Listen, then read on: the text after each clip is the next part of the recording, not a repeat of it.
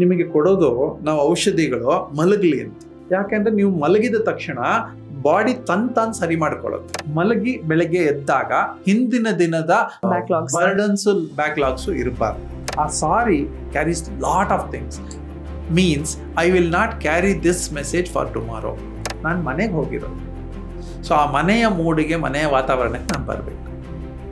ನಾಳೆ ಬೆಳಿಗ್ಗೆ ಬದುಕೋದು ಫೈನ್, ಅದೊಂದು ಪ್ಲಾನಿಂಗ್ ಎಲ್ಲ ಇರಲಿ. ಆದರೆ ಅದಕ್ಕಿಂತ ಜಾಸ್ತಿ ನಾನು ಬದುಕಬೇಕಾಗಿರೋದು ಇವತ್ತಲ್ವಾ. ನಮ್ಮ ಟೀಮ್ ಜೊತೆನೇ ಬದುಕಬೇಕಾಗಿರೋದ್ರಿಂದ ಆ ಟೀಮನ್ನು ತುಂಬ ಚೆನ್ನಾಗಿ ಇಟ್ಕೋಬೇಕು. ನನ್ನ ಮಕ್ಕಳು ಬರ್ತಾರೆ, ಅವ್ರು ಬಂದಾಗ ನಾನು ಟಿ ವಿ ನೋಡ್ತಾ ಇರ್ತೀನಿ, ಆದರೆ ಅವ್ರು ಬಂದ ತಕ್ಷಣ ಆಫ್ ಮಾಡಿಬಿಡ್ತೀನಿ ಟಿ ವಿ. ನಾನು ಅವ್ರಿಗೋಸ್ಕರ ಇರೋದು, ಅವ್ರು ಬಂದಿದ್ದು ನನಗೋಸ್ಕರ, ನನ್ನ ಟಿ ವಿಗೋಸ್ಕರ. ನಾವು ಬದುಕುವಾಗ ನಮ್ಮ ಜೊತೇಲಿ 4 ಜನ ಇರ್ತಾರಲ್ವ, ಅವರ ಗುಡ್ ವಿಲ್ ನಮ್ಮ ಮೇಲಿದೆಯಾ, ನಮ್ಮ ಗುಡ್ ವಿಲ್ ಅವ್ರ ಮೇಲಿದೆಯಾ?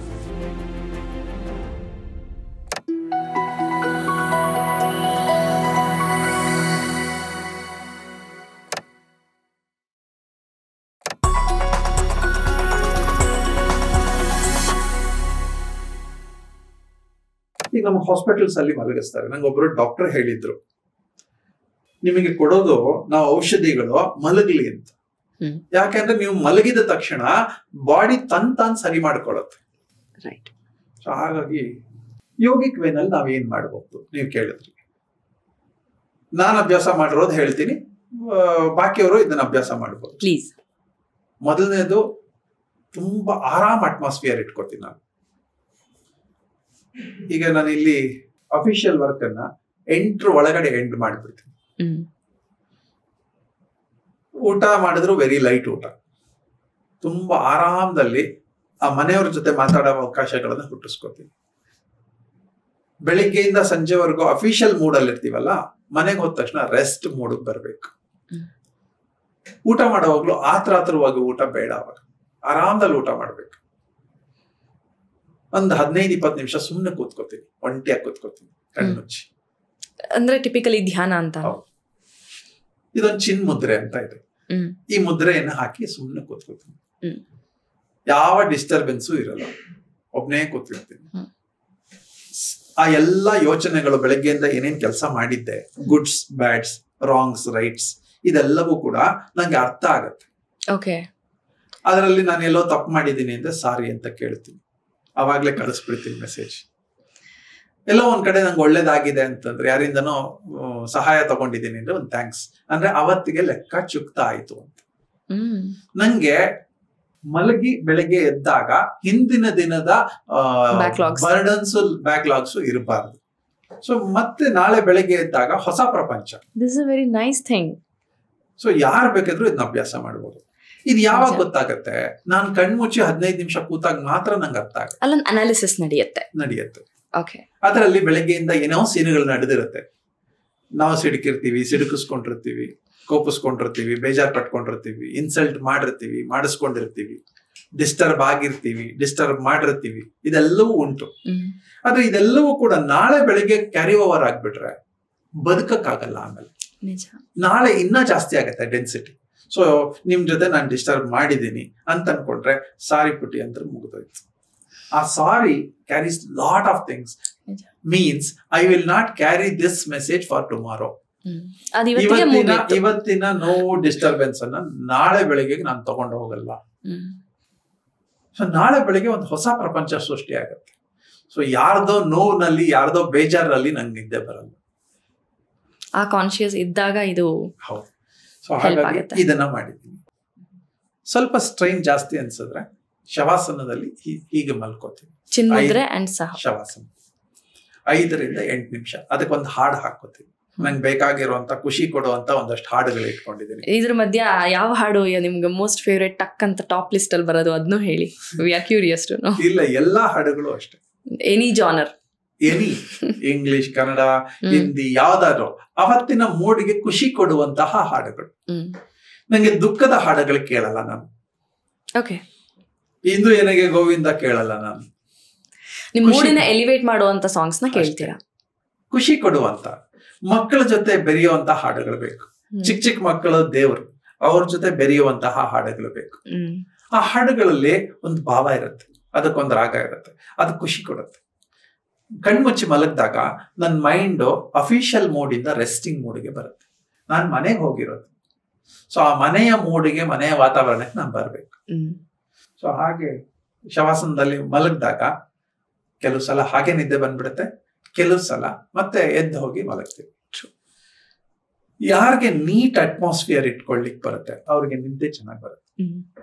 ಸೊ ಅಭ್ಯಾಸಗಳು ಹೀಗೆ, ಇದು 1 2 ಅಲ್ಲ, ಹುಡುಕ್ತಾ ಹೋಗ್ಬೋದು. ಫ್ಯಾಕ್ಟರ್ಸು ಕಾಣುತ್ತೆ, ಪರಿಹಾರಗಳು ಕಾಣುತ್ತೆ. ನಿಜ. ಎಲ್ಲೋ ಒಂದ್ ಕಡೆ 4M ಅನ್ನುವಂತಹ ಕಾನ್ಸೆಪ್ಟು ನಮ್ಮ ಮೆಂಟಲ್ ವೆಲ್ನೆಸ್ ಆದರೆ ಇವತ್ತು ಮಾತನಾಡಿದಂಥ ಸಬ್ಜೆಕ್ಟ್ ಅಥವಾ ಇದಕ್ಕೆ ಮುಂಚೆ ಡಿಪ್ರೆಷನ್ ಬಗ್ಗೆನೂ ಮಾತಾಡಿದ್ವಿ.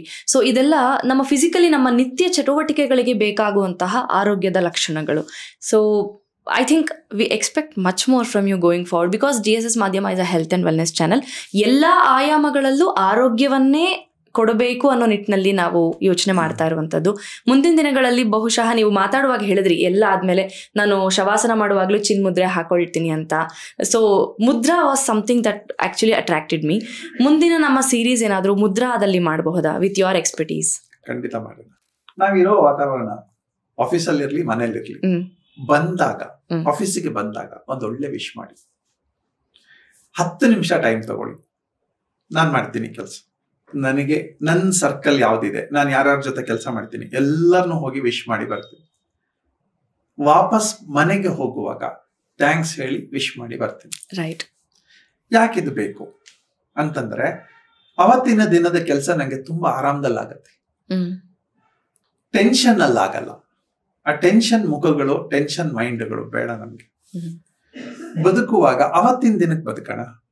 ನಾಳೆ ಬೆಳಿಗ್ಗೆ ಬದುಕೋದು ಫೈನ್, ಅದೊಂದು ಪ್ಲಾನಿಂಗ್ ಎಲ್ಲ ಇರ್ಲಿ, ಆದ್ರೆ ಅದಕ್ಕಿಂತ ಜಾಸ್ತಿ ನಾನು ಬದುಕಬೇಕಾಗಿರೋದು ಇವತ್ತಲ್ವಾ. ಸೊ ಹಾಗಾಗಿ ನಮ್ಮ ಟೀಮ್ ಜೊತೆನೆ ಬದುಕಬೇಕಾಗಿರೋದ್ರಿಂದ ಆ ಟೀಮ್ ಅನ್ನು ತುಂಬಾ ಚೆನ್ನಾಗಿ ಇಟ್ಕೋಬೇಕು. ಕಾಫಿ ಹೇಗೂ ಕುಡಿತೀವಿ, ಯಾವ್ದೋ ಒಂದು ಟೈಮಲ್ಲಿ ಕಾಫಿನೋ ಟೀನೋ ಕುಡಿತೀವಲ್ವಾ, ಒಟ್ಟಿಗೆ ಕುಡಿಯೋಣ. ವಾಪಸ್ ಹೋಗುವಾಗ ಥ್ಯಾಂಕ್ ಯು ಹೇಳಿ ಕಳಿಸ್ಕೊಟ್ಟು ಗುಡ್ ಡೇ ಗುಡ್ ನೈಟ್ ಹೇಳಿ ಬಂದ್ರೆ ಇದಾಯ್ತಾ. ಮನೆಗೆ ಹೋಗ್ತೀವಿ, ಸಾಧಾರಣ ನಮಗೆ ಸ್ಟ್ರೈನ್ ಆಗಿರುತ್ತೆ, ಮನೆಗೆ ಹೋಗಿ ಯಾರ ಮುಖವೂ ನೋಡಲ್ಲ ನಾವು. ಸ್ಟ್ರೈನ್ ಆಗಿ ಆ ಸ್ಟ್ರೈನ್ಡ್ ಮುಖದಲ್ಲಿ ನಾವು ಬದುಕೋಕ್ ಪ್ರಯತ್ನ ಪಡ್ತೀವಿ. ಫಸ್ಟ್ ನಾನು ಹೋದ ತಕ್ಷಣ ಒಂದು 2-3 ನಿಮಿಷ ಹೋಗಿ ಫ್ರೆಶ್ ಅಪ್ ಆಗಿ ಬಂದ್ರೆ ನಮ್ಮ ಮನೆಯವ್ರ ಜೊತೆ ಎಲ್ಲ ಮಾತಾಡ್ತೀನಿ. ನಾನು ಬೆಳಗ್ಗೆಯಿಂದ ಸಂಜೆವರೆಗೂ ನಾವು ಮೀಟ್ ಆಗಿರ್ಬೋದು, ಆಗದೆ ಇರ್ಬೋದು, ನಮ್ದು ಫ್ಯಾಮಿಲಿ ಆರ್ಗನೈಸೇಷನ್ ಆಗಿರೋದ್ರಿಂದ. ಆದ್ರೆ ಮನೆಗೆ ಹೋದ ತಕ್ಷಣ ಇದೆಲ್ಲ ಡಿಸ್ಕನೆಕ್ಟ್ ಮಾಡ್ಬಿಡ್ತೀವಿ. ಮನೆಯವರಿದ್ರೆ ಆ ವಾತಾವರಣವೇ ಬೇರೆ. ಮನೆ ಅನ್ನೋದು ನಮ್ಮ ಮನಸ್ಸೇ ಅದು. ಸೊ ಹಾಗಾಗಿ ಆ ವಾತಾವರಣನ ಚೆನ್ನಾಗಿ ಇಟ್ಕೋಬೇಕು. ಮಕ್ಕಳನ್ನೆಲ್ಲ ಕರಿತೀನಿ, 15-20 ನಿಮಿಷ ಮಾತಾಡ್ತೀವಿ. ನನ್ನ ಮಕ್ಕಳು ಬರ್ತಾರೆ, ಮೇಲೆ ಇದ್ದಾರೆ, ಬರ್ತಾರೆ. ಅವ್ರು ಬಂದಾಗ ನಾನು ಟಿವಿ ನೋಡ್ತಾ ಇರ್ತೀನಿ, ಆದ್ರೆ ಅವ್ರು ಬಂದ ತಕ್ಷಣ ಆಫ್ ಮಾಡ್ಬಿಡ್ತೀನಿ ಟಿವಿ. ನಾನು ಅವ್ರಿಗೋಸ್ಕರ ಇರೋದು, ಅವ್ರು ಬಂದಿದ್ದು ನನಗೋಸ್ಕರ, ನನ್ನ ಟಿವಿಗೋಸ್ಕರ ಅಲ್ಲ. ಸೊ ಹಾಗಾಗಿ ಕೆಲವು ಕೇರ್ಗಳನ್ನ ನಾನು ತಗೋತಾ ಇದ್ದೀನಿ. ನಂದೇ ಸರ್ಕಲ್, ನಮ್ಮ ಮನೆ ಒಳಗಡೆ ಯಾರು ಬಂದ್ರು ಕೂಡ ನಾನು ಟಿವಿ ಹಾಕೊಳ್ಳಲ್ಲ, ಫೋನ್ ಅನ್ನ ದೂರ ಇಟ್ಬಿಡ್ತೀನಿ. ಅಂದ್ರೆ ಅವ್ರು ಇರೋವಾಗ ನಾನು ಫೋನು ಮಾತಾಡಲ್ಲ, ಅದ್ ನೋಡೋದಿಲ್ಲ, ಟಿವಿ ನೋಡೋದಿಲ್ಲ, ಅವ್ರ ಜೊತೆ ಮಾತಾಡಕ್ importance to them, prioritise them ಅಂತ. ಸೊ ಇದನ್ನ ಮಾಡಬಹುದು. Simplest subjects. ಈ ಸ್ಟ್ರೆಸ್ ಇಲ್ಲ ಅಂತಂದ್ರೆ ಬಹುಶಃ ನಿದ್ದೆ ಚೆನ್ನಾಗಿ ಬರುತ್ತೆ. ನಿದ್ದೆ ಅನ್ನೋದಕ್ಕಿಂತ ಆ ಫ್ಯಾಮಿಲಿ ಆರೋಗ್ಯ, ವರ್ಕ್ ಅಟ್ಮಾಸ್ಫಿಯರಿನ ಆರೋಗ್ಯ ಎರಡೂ ಚೆನ್ನಾಗಿರುತ್ತೆ. ನಿಜ, ನೀವು ಹೇಳ್ದಂಗೆ ಒಂದು ಕಡೆ ಮೆಡಿಸಿನ್ ಓದಿರುವ ಡಾಕ್ಟರ್ಸ್ ಒಂದಷ್ಟು ಸೊಲ್ಯೂಷನ್ ಕೊಟ್ರೆ, ಇವತ್ತು ನೀವು ಮನೇಲೆ ನಮಗೆ ಆಗ್ತಾ ಇರೋ ಸಮಸ್ಯೆಗೆ ನಮ್ಮ ಕೈಲಿ ಅಂಗೈಯಲ್ಲಿ ಆರೋಗ್ಯ ಅಂತ ಯಾಕೆ ಹೇಳ್ತೀವಿ ಅಂದ್ರೆ, ನೀವು ಇವತ್ತು ಹೇಳಿದಷ್ಟು ಅನ್ನಿಸ್ತು. ಈ ಸಮಸ್ಯೆ ಎಂಥ ಗ್ಲೋಬಲ್ ಇಶ್ಯೂ, ದೊಡ್ಡ ಸಮಸ್ಯೆ ಆಗಿದೆ ಇವತ್ತು. ಅದಕ್ಕೆ ಪರಿಹಾರ ತುಂಬ ಪುಟ್ಪುಟ್ಟದಾಗಿ ನಮ್ಮ ಕೈಯಲ್ಲಿ, ನಮ್ಮ ಮನೆಯ 4 ಗೋಡೆಗಳ ಮಧ್ಯಾಹ್ನ ಇದೆ ಅನ್ನೋದು ಒಂಥರ ಸಾಬೀತಾಯಿತು ಅಂತ ಹೇಳ್ಬೋದು. ಒಳ್ಳೆ ನಿದ್ದೆ ಬಂದ್ರೆ ಸಿಡುಕ್ ಬರಲ್ಲ, ಇರಿಟೇಟ್ ಆಗಲ್ಲ. ನಾವು ಇರಿಟೇಟ್ ಯಾವಾಗ ಆಗ್ತೀವಿ ಅಂದ್ರೆ ನಿದ್ದೆ ಇಲ್ದೇ ಇದ್ದಾಗ. ಏನಿಲ್ದೇ ಇದ್ದಾಗ್ಲೂ ಸಿಡುಕ್ತೀವಲ್ವಾ, ಎಕ್ಸಸ್ ಇದ್ದಾಗ್ಲೂ ಸಿಡುಕ್ತೀವಿ, ಇಲ್ದೇ ಇದ್ದಾಗ್ಲೂ ಸಿಡುಕ್ತೀವಿ. ನಿಜ, ಅದೆರಡೂ ಇರಲ್ಲ ಇಲ್ಲಿ. ಕರೆಕ್ಟ್, ಬ್ಯಾಲೆನ್ಸ್ ಆಗಿರುತ್ತೆ. Thanks to your channel, thanks to you, thanks to you too. ಪ್ರತಿ ಸತಿ ನಮಗೆ ಯಾವುದೇ ಸಬ್ಜೆಕ್ಟ್ ಬೇಕು ಅಂತ ಹೇಳಿದಾಗ, irrespective of the genre and the subject, because ನೀವು ಎಲ್ಲ ಕ್ಷೇತ್ರಗಳಲ್ಲೂ ಕೆಲಸ ಮಾಡಿರೋದ್ರಿಂದ ಎಲ್ಲ ಕ್ಷೇತ್ರದ ಅನುಭವ, ಪರಿಣಿತಿ ಎಲ್ಲವೂ ಇದೆ. ಯಾವುದೇ ಸಬ್ಜೆಕ್ಟ್ ಆಗಿರ್ಬೋದು. ಈಗ ನಮ್ಮ ಚಾನಲ್ನಲ್ಲಿ ನೀವು 4M ಮಾತಾಡ್ತೀರಿ, ಯೋಗ ಮಾತಾಡ್ತೀರಿ, ಆಸ್ಟ್ರಾಲಜಿ ಮಾತಾಡ್ತೀರಿ, ವಾಸ್ತು ಬಗ್ಗೆ ಮಾತಾಡ್ತೀರಿ, ರಿಯಲ್ ಎಸ್ಟೇಟ್ ಬಗ್ಗೆ ಮಾತಾಡ್ತೀರಿ, ಇವತ್ತು ಹೆಲ್ತ್ ಬಗ್ಗೆ ಮಾತಾಡ್ತಾ ಇದೀವಿ. Because you have experience and knowledge about all these vast subjects. ನಿಮ್ಮ ಇನ್ಪುಟ್ಸ್, ನಿಮ್ಮ ಸಲಹೆಗಳು ನಮಗೆ, ನಮ್ಮ ಆಡಿಯನ್ಸ್ಗೆ ಅತ್ಯವಶ್ಯಕ. ಆಡಿಯನ್ಸ್ಗೆ ಇನ್ನೊಂದು, ನಾವು ಬದುಕುವಾಗ ನಮ್ ಜೊತೆಲಿ 4 ಜನ ಇರ್ತಾರಲ್ವಾ, ಅವರ ಗುಡ್ ವಿಲ್ ನಮ್ಮ ಮೇಲಿದ್ಯಾ, ನಮ್ಮ ಗುಡ್ ವಿಲ್ ಅವ್ರ ಮೇಲಿದ್ಯಾ ಅಂತ. ನಂಬಿಕೆಗಳು, ಅಫೆಕ್ಷನ್, ಕೇರ್, ಕನ್ಸರ್ನ್ ಇದೆಲ್ಲ ಇದ್ರೆ ಹೆಲ್ತಿ ಜೀವನ ಅಂತ. ಹೆಲ್ತ್ ಚಾನಲ್ಲೇ ಆದ್ರಿಂದ ಚೆನ್ನಾಗಿ ಬದುಕುವ ಪ್ರಯತ್ನವನ್ನ ಪಡೆಯಿರಿ. ಮನೆ ಒಳಗಡೆನೂ ಹೌದು, ಮನೆ ಹೊರಗಡೆನೂ ಹೌದು, ನೈಬರ್ಸ್ ಜೊತೆನೂ ಅಷ್ಟೇ. ಜಾತಿ ಭೇದ ಬಿಡಿ, ಧರ್ಮ ಭೇದ ಬಿಡಿ, ಭೇದಗಳು, ಆಚರಣೆಗಳು ಇಟ್ಕೊಳ್ಳಿ. ಇದು ದೊಡ್ಡ ಧರ್ಮ, ಇದು ಚಿಕ್ಕ ಧರ್ಮ, ಇದು ಒಳ್ಳೆ ಧರ್ಮ, ಇದು ಕೆಟ್ಟ ಧರ್ಮ, ಅದು ಅವರವರ ವಾತಾವರಣ ಅವರವರ ಮನೆ ಒಳಗಡೆ ಇಟ್ಕೊಳ್ಳಿ. ಬದುಕ್ಬೇಕು ನಾವು. ಆ ಬದುಕ್ಬೇಕಂತಂದ್ರೆ ಈ ಯಾವ ಬೈಫರ್ಕೇಶನ್ಸ್ ನಮ್ ಜೊತೆಲಿ ಇರಬಾರ್ದು. ಈ ಜಾತಿ ಅಂತೆ, ಆ ಜಾತಿ ಅಂತೆ, ಇದಿದ್ದಷ್ಟು ನಮಗ್ ನಿದ್ದೆಗಳು ಬರಲ್ಲ, ನಮ್ ಸುತ್ತ ಹೆಲ್ತಿ ವಾತಾವರಣ ಇರಲ್ಲ. ಹೇಗೆ ನನಗೆ ನಿದ್ದೆ ಬರಬೇಕು ಅಂತ ಅನ್ಸುತ್ತೆ, ಹಾಗೆ ಒಂದು ಫ್ಯಾಮಿಲಿ ಹೆಲ್ತ್ ಹೇಗಿರ್ಬೇಕು ಅಂತ ಅನ್ಸುತ್ತೆ. ಇದೆಲ್ಲ ಆರೋಗ್ಯಕ್ಕೆ ಸಂಬಂಧಪಟ್ಟದ್ದು. ಒಂದು ಸಿಟಿ ಆರೋಗ್ಯ ಕೂಡ ಅಷ್ಟೇ ಸೂಕ್ಷ್ಮ. ಖಂಡಿತವಾಗಿ. ಹಾಗಾಗಿ ನಮ್ಮ ಎಲ್ಲಾ ಪ್ರಾಜೆಕ್ಟ್ಸ್ ಗಳ ಜೊತೆ ನಾವು ಸೋಶಿಯೋ ಪ್ರಾಜೆಕ್ಟ್ಸ್ ತಗೊಂಡಿದ್ದೀವಿ. Safe Mysore, clean Mysore, green Mysore, fit Mysore, cultural Mysore, educational Mysore. ಇದು ನನ್ನ ಊರಿಗೆ ಸಂಬಂಧಪಟ್ಟದ್ದು. ಈ ಊರು ಚೆನ್ನಾಗಿದ್ರೆ ನಾನು ಚೆನ್ನಾಗಿರ್ಲಿಕ್ಕೆ ಸಾಧ್ಯ. ಸೊ ಹಾಗಾಗಿ ಪ್ರತಿಯೊಬ್ರು ಸಣ್ಣ ಎಕ್ಸ್ಟ್ರಾ ಜವಾಬ್ದಾರಿಗಳನ್ನ ತಗೊಳ್ಳಿ. ಖುಷಿ ಕೊಡುತ್ತೆ, ಸಾರ್ಥಕತೆ ಅನ್ಸುತ್ತೆ. ರಾತ್ರಿ ಮಲಗಿದಾಗ ನಮ್ಗೆ ಯಾರೋ ಹಿಂಸೆ ಮಾಡ್ತಾ ಇದ್ದಾರೆ ಅಂತ ಅನ್ಸಲ್ಲ, ಯಾರೋ ಹೊಡೆದು ಬಿಡ್ತಾರೆ, ನಮ್ನೇನೋ ಕಿತ್ಕೊಂಡ್ಬಿಡ್ತಾರೆ ಅಂತ ಅನ್ಸಲ್ಲ. ನಿಜ. ನಾನು ಊರಿಗೋಸ್ಕರ ಕೆಲಸ ಮಾಡಿದ್ದೀನಿ, ಆ ಶ್ರಮದಲ್ಲಿ ನಂಗೆ ಒಳ್ಳೆ ನಿದ್ದೆ ಬರುತ್ತೆ. ನಿಮ್ಮಿಂದ ಇನ್ಸ್ಪೈರ್ ಆಗಿ, ಮೋಟಿವೇಟ್ ಆಗಿನೇ ಈ ಚಾನಲ್ನ ಒಂದು ಹೆಲ್ತ್ ಚಾನಲ್ ಮಾಡಬೇಕು ಅಂತಾನೆ ಮಾಡಿದೆ. ಯಾಕೆಂದರೆ ಚಾನಲ್ ಎಷ್ಟೋ ಇದೆ, ಯಾವುದು ತಪ್ಪಲ್ಲ, ಅದ್ರ ಬಗ್ಗೆ ಏನೂ ಕಾಮೆಂಟ್ ಇಲ್ಲ. ಆದರೆ ಏನೋ ವಿಚಾರವನ್ನು ಕೊಡ್ತಾ ಇದ್ದೀವಿ, ಯಾಕೆ ಅದು ಉಪಯುಕ್ತವಾದ ವಿಚಾರನೇ ಆಗಬಾರ್ದು. ಬದುಕೋಕೆ ಇವತ್ತು need of the hour is health ಅಂತ ನಿಟ್ಟಿನಲ್ಲಿ ಹೆಲ್ತೇ ನಮ್ಮ ಸಬ್ಜೆಕ್ಟ್ ಆಗಬೇಕು ಅನ್ನೋ ನಿಟ್ಟಿನಲ್ಲಿ GSS ಮಾಧ್ಯಮ ಕೆಲಸ ಮಾಡ್ತಾ ಇದೆ. Thank you so much for that. God bless. ನಮಸ್ತೆ.